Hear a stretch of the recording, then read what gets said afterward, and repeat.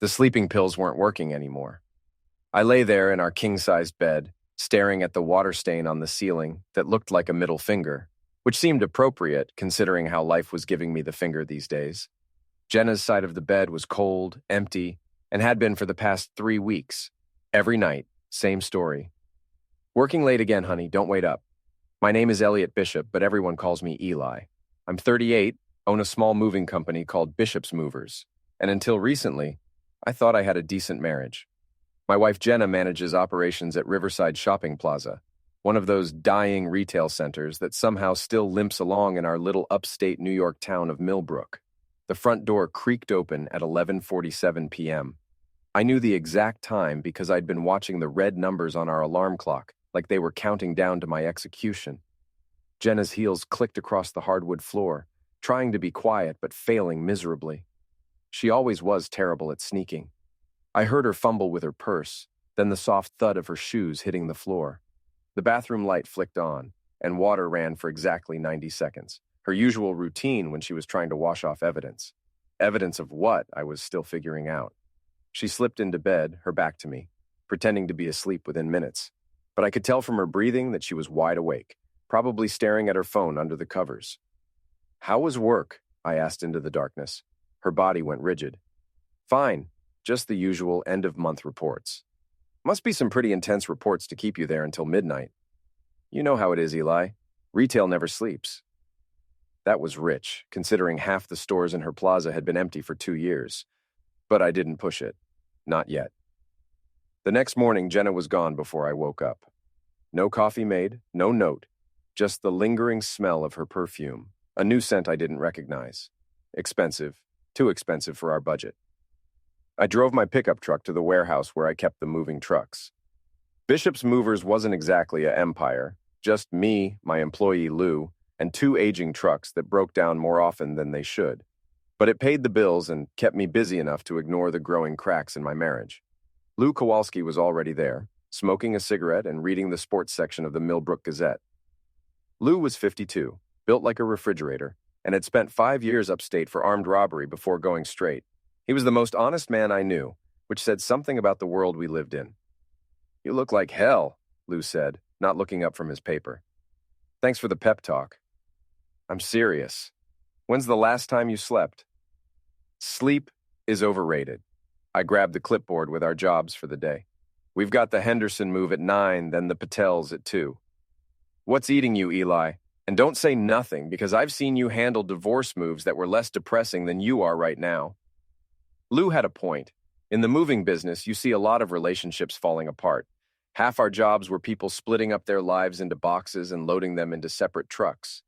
I developed a sixth sense for marital problems, and lately, that sense had been screaming at me about my own marriage. "Jenna's been working late. A lot." Lou folded his paper and gave me the look, the one that said he knew more than he was letting on. "The plaza, right? Where that security guy works?" "What security guy?" "Damian Cross. Big guy thinks he's God's gift to women.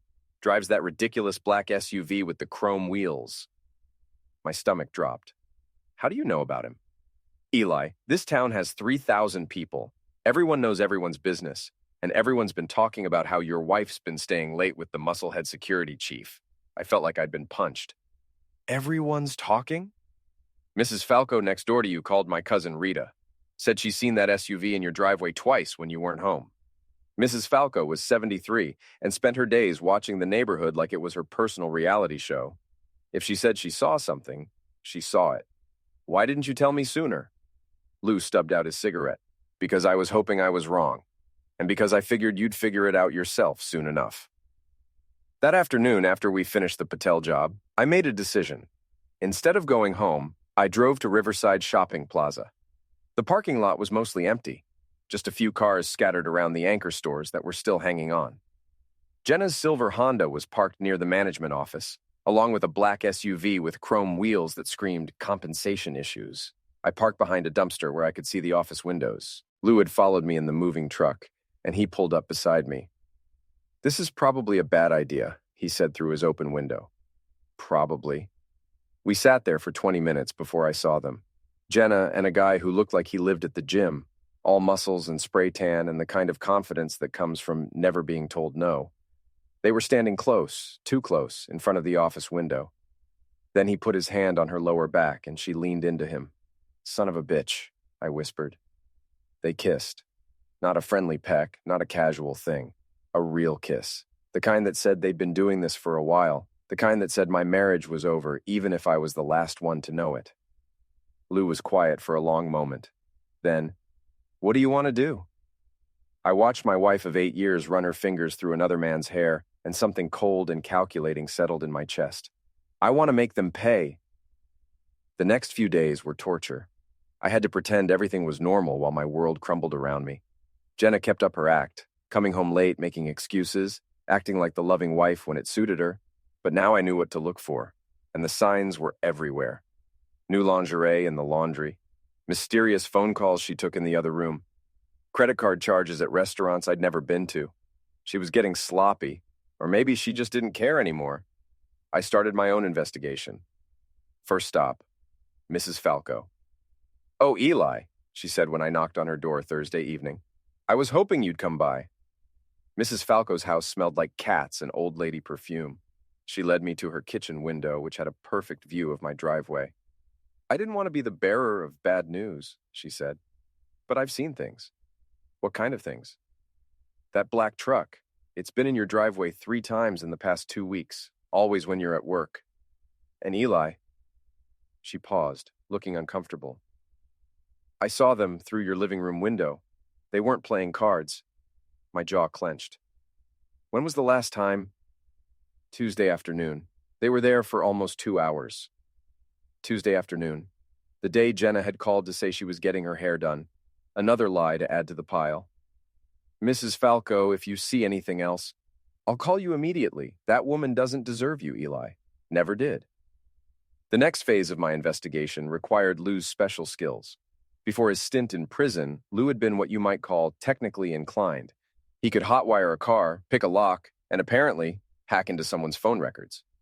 "This is probably illegal," he said as he connected Jenna's old iPhone to his laptop. She'd left it in the junk drawer when she upgraded, thinking it was wiped clean. Lou had other ideas. "Probably," I agreed. It took him an hour to recover the deleted messages. What we found made my blood boil.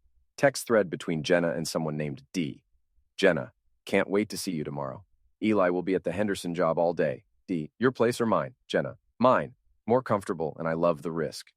D, you're incredible. Can't believe you're wasting your time with that loser. Jenna, not for much longer. Just need to figure out the finances first." There were dozens of messages like that, going back 3 months. But the real prize was a group chat between Jenna and her 2 best friends, Sasha and Kylie. Sasha, "So when are you going to leave him?" Jenna, "Soon. Damien's been pushing for it, but I need to be smart about this." Kylie, "What do you mean?" Jenna, "Eli's business is worth more than he thinks. And there's the house. If I play this right, I can take him for everything." Sasha, "You're so bad." Jenna, "I'm pregnant."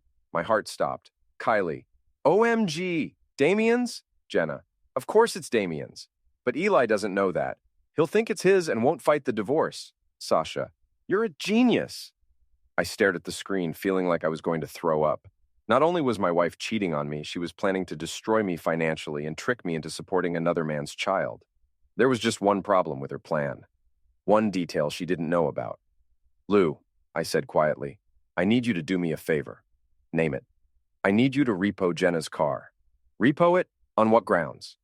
"I co-signed the loan and she's 3 payments behind. I checked this morning." Lou grinned. "Now you're thinking like a criminal. I like it." That night, while Jenna was at her book club, which I now knew was code for screwing Damien, Lou and I took her Honda. We didn't steal it. Everything was legal and above board. But when she came home at midnight and found her car missing, the screaming could probably be heard in the next county. "Where the hell is my car?" she shrieked, storming into the house. I was sitting in my recliner watching the late news. "Oh, what car?" "Don't play dumb with me, Eli. My Honda was in the driveway when I left." "Oh, that car. It got repossessed. Turns out you missed a few payments." Her face went white. "You can't do that." "Actually, I can. My name's on the loan, too, remember? And since you've been too busy with your book club to handle the finances, I took care of it myself." "This is insane. How am I supposed to get to work?" I shrugged. "Maybe ask one of your book club friends for a ride." I'm sure they'd be happy to help. The look she gave me could have melted steel, but she couldn't say anything without revealing the truth about where she'd really been. She was trapped, and we both knew it. I'm calling the bank in the morning, she said finally. Good luck with that. She stormed upstairs, and I heard her on the phone, probably calling Damien. I didn't care. Phase 1 of my revenge was complete, and I was just getting started. The next morning, I drove to downtown Millbrook and parked outside the Blue Lantern, the local dive bar where all the gossip in town eventually ended up. It was 10 a.m., but there were already 3 regulars at the bar nursing beers and solving the world's problems. I ordered a coffee and struck up a conversation with Mickey, the bartender who'd been serving drinks and collecting secrets for 30 years. Mickey, you know everyone in this town, right? Pretty much. Why? What do you know about Damien Cross? Mickey's expression darkened. That pretty boy security guard? He's trouble, Eli. Bad news all around. How so? He's been bragging to anyone who'll listen about his conquest. Says he's got some married woman wrapped around his finger and he's going to take her for everything she's worth. My hands clenched around my coffee mug. He said that? Last Friday night, right here at this bar. Said the husband was a sucker who didn't know what was coming. Real classy guy. Did he mention any names? Mickey looked uncomfortable. Eli, I don't like to spread gossip. This isn't gossip, Mickey. This is my life, he sighed. He mentioned your wife, said she was easy pickings and that you were too stupid to see what was happening right under your nose. The coffee turned to acid in my stomach. Bad enough that my wife was cheating on me, but to have the whole town know about it, to have them laughing at me behind my back, that was unforgivable.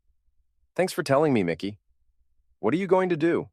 I stood up and left a 5 on the bar. I'm going to make sure everyone in town knows exactly what kind of people they really are. Saturday night at the Blue Lantern was always busy. Half the town showed up to drink away their problems and catch up on the latest gossip. It was the perfect venue for what I had planned. I arrived at 8 p.m. and took a seat at the bar. Mickey nodded at me and poured my usual. Whiskey, neat.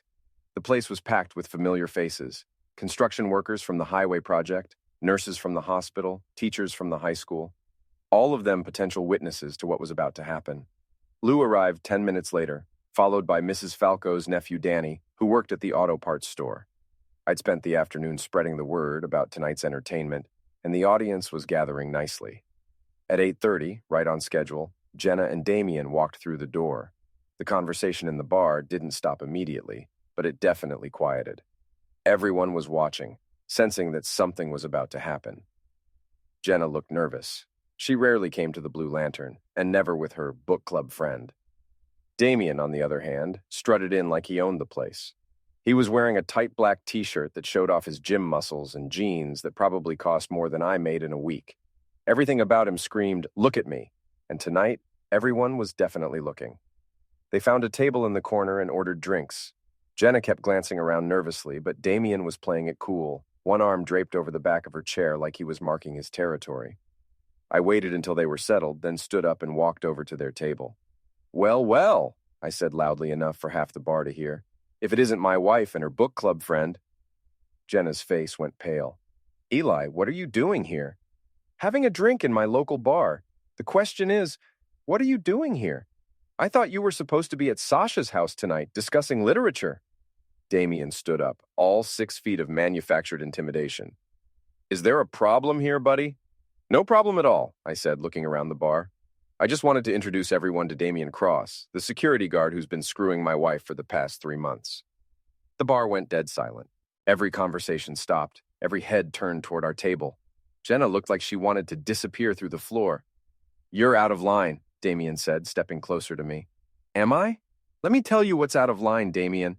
Out of line is bragging to Mickey here about your conquest. Out of line is calling me a sucker who doesn't know what's happening in his own house. Out of line is planning to steal my wife and my money while laughing about it with your drinking buddies." Damien's face flushed red. "You don't know what you're talking about." "Don't I?" I pulled out my phone and opened the recovered text messages. "Should I read some of these texts out loud? I'm sure everyone would love to hear about your romantic afternoon plans and your opinions about my intelligence." "Eli, please," Jenna whispered. "Can we talk about this at home?" "Home?" I laughed. "You mean The house where you've been entertaining your boyfriend while I'm at work? The house where Mrs. Falco has been watching you through the windows like your own personal reality show? A ripple of laughter went through the crowd. Mrs. Falco was legendary in Millbrook for her neighborhood surveillance activities. Damien had heard enough. He grabbed my shirt and pulled me close. You need to shut your mouth right now. Or what? You'll beat me up in front of 30 witnesses? That would look great on your security guard resume. He shoved me backward, and I stumbled but didn't fall. Lou immediately stepped forward, but I waved him off. This was my show. Go ahead, Damien, I said. Show everyone what a tough guy you are. Beat up the husband of the woman you're screwing. I'm sure that'll really impress her. Stop it, Jenna hissed. Both of you, just stop it. Why should I stop? I asked. Everyone in town already knows what's going on. Mickey, tell them what Damien said about Jenna last Friday night. Mickey looked uncomfortable, but he spoke up. He said she was easy pickings. Said her husband was too stupid to figure out what was happening. More murmurs from the crowd. Jenna buried her face in her hands. And here's the best part, I continued, my voice carrying across the silent bar. My loving wife is pregnant. Congratulations, Damien. You're going to be a daddy. Damien's expression changed from anger to confusion. What? Oh, she didn't tell you? She's been planning to pin the baby on me, take me for everything in the divorce, and ride off into the sunset with you. Except there's one tiny problem with her plan. I paused for dramatic effect, looking around the room at all the eager faces. I had a vasectomy 3 years ago. The silence that followed was deafening. You could have heard a pin drop in that bar. Jenna's head snapped up, her eyes wide with terror. That's impossible, she whispered. Is it? Dr. Martinez at the clinic has all the paperwork. Want me to call him? Damien was staring at Jenna like he'd never seen her before. You told me you weren't sleeping with him anymore. I wasn't. I mean, we weren't. Then whose baby is it? Damien demanded. Jenna's mouth opened and closed like a fish out of water. She couldn't answer without admitting to yet another affair, and we all knew it. This is getting interesting, someone called out from the back of the bar. Shut up, Jenna screamed, finally losing control. All of you, just shut up! She grabbed her purse and ran for the door. Damien stood there for a moment, looking like his world had just collapsed, then followed her out. The bar erupted in conversation. Everyone was talking at once, rehashing what they'd just witnessed, speculating about whose baby Jenna was carrying, and generally having the time of their lives. Lou clapped me on the shoulder. That was beautiful, man. Absolutely beautiful. Mickey poured me another whiskey. This one's on the house. I raised my glass to the room. To the truth, I said. It always comes out eventually. The crowd cheered, and I drank my whiskey, feeling better than I had in months. But this was just the beginning. I had one more card to play, and it was going to be the best one yet. The divorce papers arrived Monday morning, hand-delivered by a process server who looked like he'd rather be anywhere else. Jenna was asking for everything. The house, the business, alimony, and child support for a baby that definitely wasn't mine. Her lawyer was Robert Steinberg, the most expensive divorce attorney in the county. How she was paying for him was a mystery. But I had my suspicions. Damien's SUV had been conspicuously absent from the shopping plaza parking lot since Saturday night. My lawyer was Jennifer Walsh, a scrappy public defender who'd recently gone into private practice. She was young, hungry, and worked for about a tenth of what Steinberg charged. This is going to be interesting, Jennifer said as she reviewed Jenna's demands. She's asking for child support, but you say the baby isn't yours? Definitely not mine. I have the medical records to prove it. Then this should be straightforward. We'll demand a paternity test, and when it comes back negative, her whole case falls apart. I want to do this publicly, I said. Court hearing, not a private settlement. Jennifer raised an eyebrow. That's unusual. Most people want to keep these things quiet. Most people haven't been humiliated in front of the entire town. I want everyone to see the truth. The hearing was scheduled for Friday morning at the Millbrook County Courthouse. Word spread quickly through town. Divorce proceedings were usually private affairs, but this one was going to be a public spectacle. Thursday night, I got a call from Jenna. It was the first time we'd spoken since the confrontation at the Blue Lantern. Eli, we need to talk. Talk to my lawyer. Please, this has gotten out of hand. Maybe we can work something out. Work something out? You mean like when you worked out screwing Damien in our bed? Or when you worked out stealing my business and my house? I never meant for it to happen this way. Which part, the cheating, the lying, or the fraud? There was a long pause. The baby isn't Damien's, she said finally. I know. The question is, whose is it? Another pause. It doesn't matter.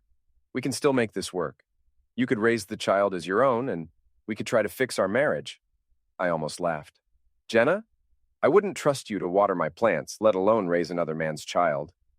I'll see you in court tomorrow. Friday morning arrived gray and rainy, which seemed appropriate for the occasion. The courthouse was packed. Apparently half of Millbrook had decided to attend the proceedings. Mrs. Falco was in the front row, along with Mickey from the Blue Lantern and at least a dozen other familiar faces. Jenna arrived with her lawyer, looking pale and nervous. She was wearing a conservative blue dress and had her hair pulled back in a bun, trying to look like the wronged wife. But everyone in that courtroom knew better. Judge Patricia Hanley was a no-nonsense woman in her 60s who'd been handling family court for 20 years. She'd seen every kind of divorce drama imaginable, and her expression suggested she wasn't in the mood for games. This is a hearing regarding the divorce petition filed by Jenna Bishop against Elliot Bishop, she announced. Mrs. Bishop is seeking dissolution of marriage, division of assets, alimony, and child support. Mr. Bishop is contesting these claims. Steinberg stood up, looking confident in his expensive suit. Your Honor, my client has been abandoned by her husband during her pregnancy. She's seeking reasonable support for herself and her unborn child, as well as her fair share of the marital assets. Mr. Bishop, Judge Hanley said, how do you respond to these claims? Jennifer stood up. Your Honor, my client disputes paternity of the child in question. We have medical evidence that proves Mr. Bishop cannot be the father. A murmur went through the courtroom. Jenna's face went white. What kind of medical evidence? The judge asked. Mr. Bishop underwent a vasectomy 3 years ago, Your Honor. We have the medical records and are prepared to provide DNA evidence if necessary. Steinberg looked like he'd been punched. He leaned over to whisper urgently with Jenna, who was shaking her head frantically. Your Honor, Steinberg said, we request a brief recess to consult with our client. Denied, Judge Hanley said curtly. Mrs. Bishop, did you know about your husband's vasectomy? Jenna stood up slowly. I thought the doctors said it wasn't 100% effective. It's 99.9% effective, Jennifer said. The odds of pregnancy after a successful vasectomy are less than 1 in 1,000. And you're claiming this child is your husband's? The judge asked. Jenna's mouth opened and closed without sound. The courtroom was dead silent, everyone waiting for her answer. Finally, she whispered, Yes. Then you won't object to a paternity test? That's when everything fell apart. Jenna started crying, not the delicate tears of a wronged wife, but the ugly, desperate sobs of someone whose lies had finally caught up with her. I can't do this, she said between sobs. I can't keep lying. Steinberg tried to stop her, but it was too late. The dam had burst. The baby isn't Eli's, she said. It's not Damien's either. It's my boss's. From the conference in Albany. I was drunk, and it just happened, and I thought I could make it work, thought I could fix everything, but it all went wrong. The courtroom erupted. Judge Hanley banged her gavel repeatedly, trying to restore order, but the damage was done. Jenna had just admitted to adultery, fraud, and attempted paternity deception in front of half the town. Mrs. Bishop, the judge said sternly, are you withdrawing your claims for child support? Yes, Jenna whispered. And are you admitting that your claims were fraudulent? Steinberg tried to object, but Jenna nodded. Yes. Judge Hanley looked disgusted. Mr. Bishop, do you wish to proceed with the divorce? Yes, Your Honor. Very well. Given the admitted adultery and fraudulent claims, I'm granting Mr. Bishop's petition for divorce. Mrs. Bishop will receive no alimony, no claim on the business, and will be responsible for her own legal fees. This court is adjourned. The gavel came down with a finality that echoed through the silent courtroom. Then the silence broke, and everyone started talking at once. I stood up, feeling like a weight had been lifted from my shoulders. Lou was grinning from ear to ear, and Mrs. Falco was practically bouncing in her seat. Jenna was still crying, but now she was alone. Steinberg had packed up his briefcase and left without another word. Her friends Sasha and Kylie were nowhere to be seen. Apparently, loyalty only went so far. As I walked toward the exit, Jenna grabbed my arm. Eli, please. I'm sorry. I'm so sorry about everything. I looked down at her, this woman I'd loved for 8 years, this stranger who'd tried to destroy my life. I'm not, I said. This is the best thing that ever happened to me. I walked out of that courthouse into the gray morning, and for the first time in months, I felt like I could breathe again. That afternoon, the whole town was buzzing with news of the courthouse drama. My phone rang constantly with congratulations, offers to buy me drinks, and requests for details. I'd become something of a local celebrity overnight. Lou and I celebrated at the Blue Lantern, which was packed despite it being 3 in the afternoon. Mickey had apparently been giving play-by-play accounts of the hearing to anyone who'd listen, complete with dramatic reenactments. To Eli Bishop, Mickey announced as we walked in, the man who proved that the truth always wins. The bar erupted in cheers. Someone bought me a beer, someone else bought me a shot, and before I knew it, I was holding court like a conquering hero. "So what happens now?" asked Danny from the auto parts store. "Now I get my life back," I said. "The house is mine, the business is mine, and I'm free to start over." "What about Jenna? What about her? She made her choices, and now she gets to live with the consequences." As if summoned by our conversation, the door opened and Damien walked in. The bar went quiet, all eyes on the man who'd been publicly humiliated along with my ex-wife. He looked terrible. His usually perfect hair was messy, his clothes were wrinkled, and he had the hollow-eyed look of someone who hadn't slept in days. He walked straight to the bar, ignoring the stares and whispers. "Whiskey," he told Mickey. "Make it a double." "You sure you want to be here?" Mickey asked quietly. "Why not? My life's already over. Might as well drink to it." I felt a moment of something that might have been pity. Damien had been played just as much as I had in his own way. Jenna had lied to both of us, used both of us, and left both of us looking like fools. But then I remembered him calling me a sucker, bragging about his conquest, planning to take everything I'd worked for. The pity evaporated. "Rough week?" I asked, loud enough for the whole bar to hear. Damien turned to look at me, his eyes red-rimmed and angry. "You think this is funny?" "Actually, yeah, I think it's hilarious. She played you too, you know? Made you look like an idiot in front of the whole town." "Maybe. But I'm not the one who got fired from his job for screwing around during work hours.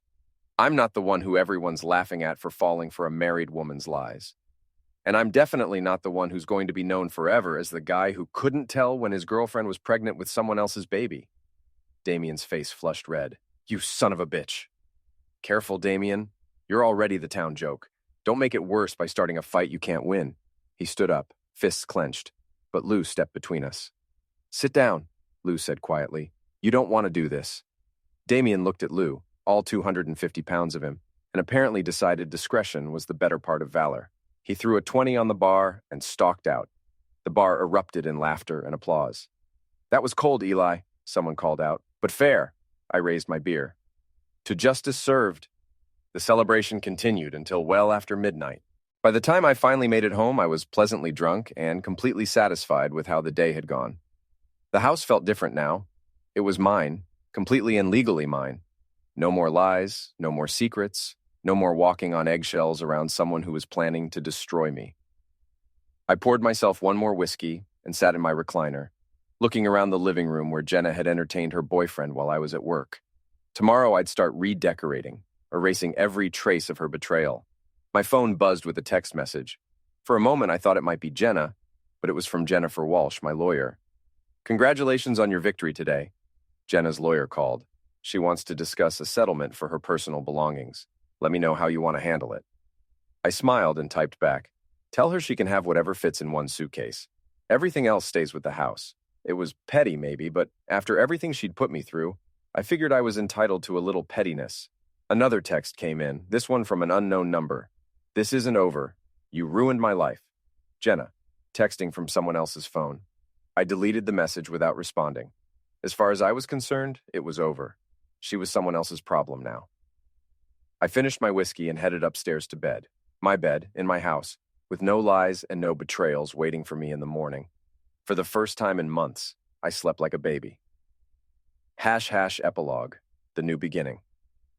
6 months later, Millbrook had moved on to other scandals and other gossip, but the legend of the vasectomy bombshell lived on.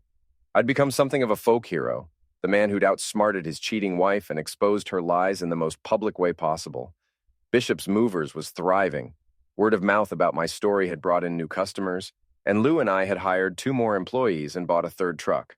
Apparently, People liked doing business with someone who'd proven he could handle adversity. Jenna had left town shortly after the divorce was finalized.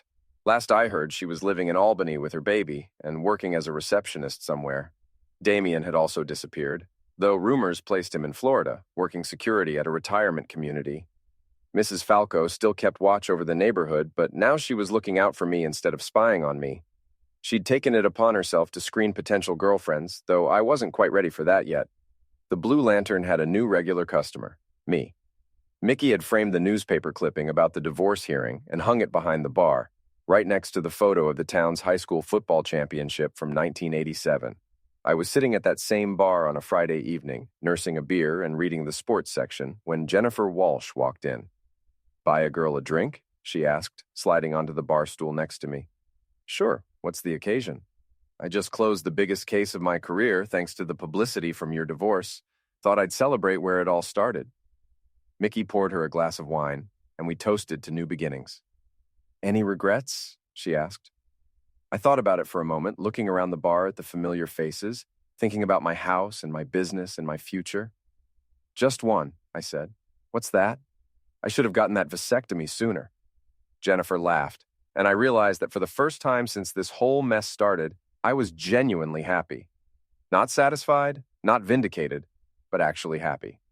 Revenge, as it turned out, was a dish best served publicly, with plenty of witnesses and a side of poetic justice.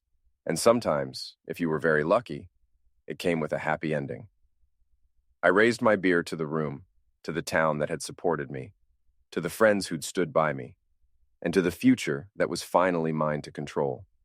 "Here's to the truth," I said, "and to the sweet taste of victory." The bar erupted in cheers, just like it had 6 months ago, and I knew that no matter what happened next, I'd never forget the night I dropped the vasectomy bombshell and won my life back. Some stories end with the hero riding off into the sunset. This one ended with the hero buying another round and planning his next move. And honestly, I couldn't think of a better ending than that.